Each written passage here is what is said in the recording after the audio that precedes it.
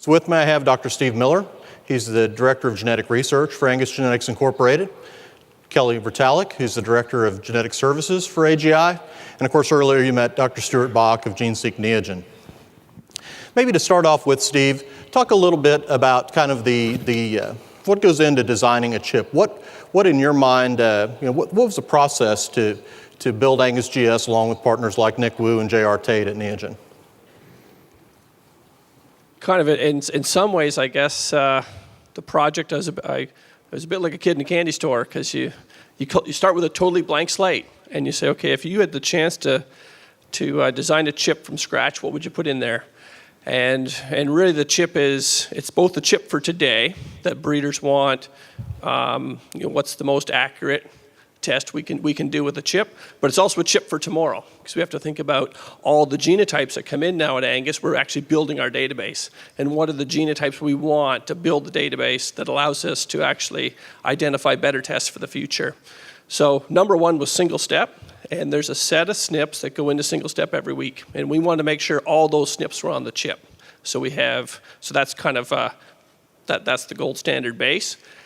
But then we want to make sure we have SNPs that cover the entire genome, because we know in the future we want to identify specific genes in certain locations, and we want to make sure we got SNPs in those regions that track it. So we have a nice coverage across the genome, and then there's also specific regions we've identified from our research that we are particularly interested in, and we made sure we've got extra coverage in those regions. Sure. Yeah, thank you. Stuart, this concept of an Angus-specific chip, I don't know that was on my radar screen 4 or 5 years ago. That was maybe not even something we were dreaming about. What's changed about the business? What's changed about the technology that allows us to go from a more generic product to something that's specifically built for Angus cattle and Angus breeders? Sure. So if you think about, kind of what we've been doing over the past 10 years, Dan, think back to our early versions of these chips. We didn't really know a lot about the genome. We didn't really understand a lot about the variation between the different breeds. And as we began to go out there and genotype animals, we began to amass large databases of genotypes, and quickly discerned that there were differences between them, and that the SNPs that go onto a chip help to inform the information content. And it also helps to determine how accurately the information will be provided.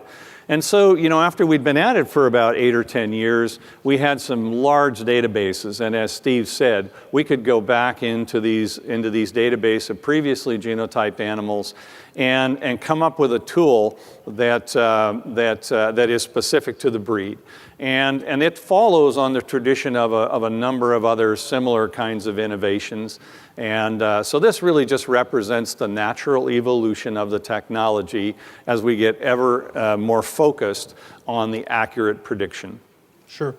Yeah, speaking of the volume of testing and some of those sort of things, another one of these technologies Dr. Catlett was talking about, the information on his phone. Of course, the Angus evaluation starts on Friday night and runs into the early part of next week. But I just got a report that popped up about 5 minutes ago, and for the first time, the Angus evaluation includes over 400,000 genotypes in the weekly evaluation, so the first time. It's come a long way when we were less than 100,000 about 3 years ago. So, Dan, that, if I could just interject, that also speaks to the importance of evolving the tools that you use for that genetic evaluation, right? If you hadn't had the foresight to make that move towards the one step, you'd have a more difficult time managing that ever-growing database. So, those are really converging technologies. Sure. Kelli, we've had questions as we've started to talk about the new Angus GS product from members asking about, should animals be retested? Is there any benefit to that? Would you speak to that a little bit?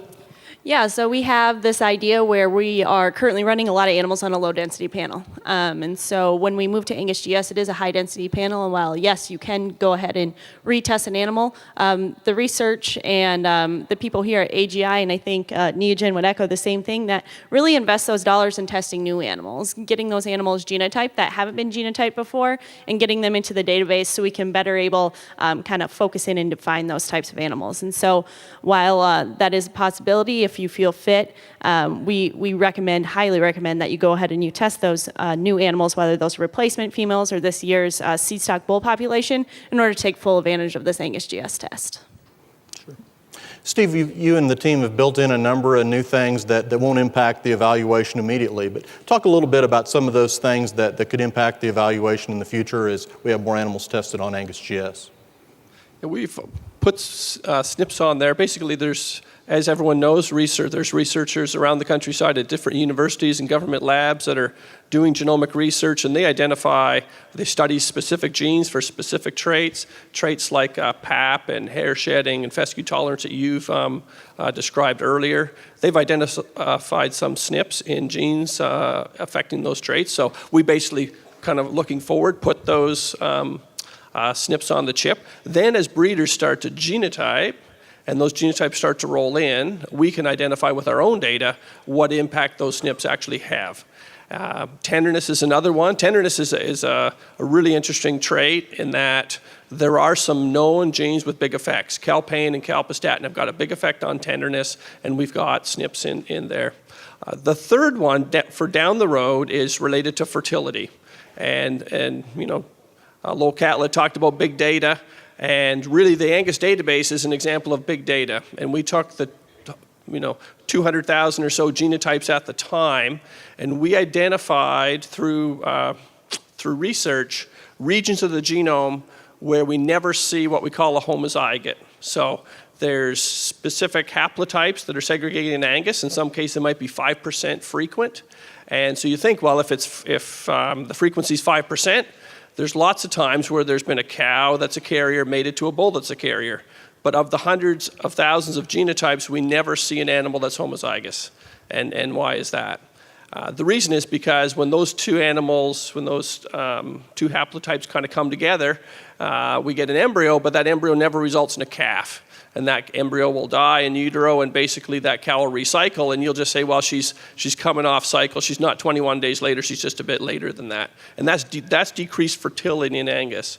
And so we've identified 65 of these regions, and we've basically included those regions on the Angus GS chip. So as we've got to do a lot of validation work before we can turn that into a test, but that's having a big impact right now in Holstein, and they've identified similar effects in Holstein. And so we want to basically turn that into a tool for Angus breeders. Yeah, it's exciting to think about a tool that ultimately could result in purebred Angus being just as fertile as crossbred females. That's some of the benefit from heterosis, is that combination of different breed populations, but we can build Angus cattle that are just as fertile with a tool like that. Stuart, you might talk a little bit about the international implications of Angus GS and how that benefits American Angus breeders. Yeah, so it's a great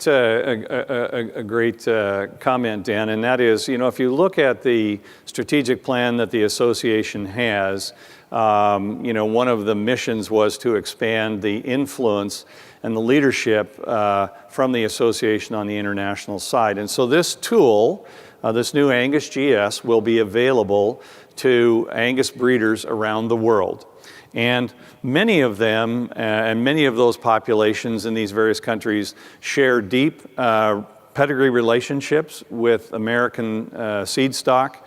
And so we can leverage those relationships as well as this new chip to be able to deliver value-added services that will improve the breed on a global basis. Right? I mean, our mission is to improve cattle genetics wherever the Angus breed is present. And so the ability to take this technology and the learnings that we have here, the pedigree relationships, and exploit that to improve the beef product and the Angus product in other countries is really very exciting. And, for us, we have the facility to service that on the local basis. Sure. Kelli, one of the changes that Stuart talked about earlier is the use of tissue sampling units, and that's something that's just recently become available for testing seed stock Angus cattle at AGI. Talk a little bit about the process, how a member works with TSUs and how we work with them in terms of archives and that sort of thing. Sure. For our tissue sampling units, or our TSUs as we call them, our GeneMax Advantage customers actually have been able to take advantage of this technology already, but our C-Stock customers just was made available to them. And the reason that it was just made available is the fact that we've actually figured out how to archive those samples, right, Stuart? Stuart and Allflex have, Stuart and his team at Neogen and Allflex have worked really hard to figure out a way that we can get that DNA sample back in-house for you all if you want to do future testing. And so when you take those samples, you can order those TSU units from the custom cattle tag store, obviously, and then order them the DNA test just like you would order any DNA test. Get online, let us know that it's a tissue sampling unit. And if you're going to do a large subset, I mean, obviously, tissue sampling units are much easier, quicker, faster to use. So we have large groups, hundreds of cattle getting tested with those TSUs. Just make sure that you send an electronic spreadsheet in with that, with the barcode and the ID number, because we definitely don't want a bunch of TSU samples that you took sent in a bag, and then we get to the office and we have no idea what to do with them. So just keep that in mind while you're doing that. That's one of those things where also looking down in the future, TSU unit, tissue sampling units and the DNA used to them is actually a great tool for sequencing. And so as we move forward, even looking beyond Angus GS, looking beyond the single-step technology and moving into this realm of, what are we going to sequence and when will we take advantage of that technology, that DNA test type is definitely one that we want to look at moving forward with. Thank you. Well, that wraps up the amount of time that we have allocated for the discussion this morning, but I know this will continue out in the halls and in the trade show, both at the Neogen booth and Angus booth. Dr. Bach, Dr. Miller, and Kelly will all be available, as I will as well, later through the event. So we look forward to visiting with you further about this new product and technology, and turn it back over to Red. Thanks.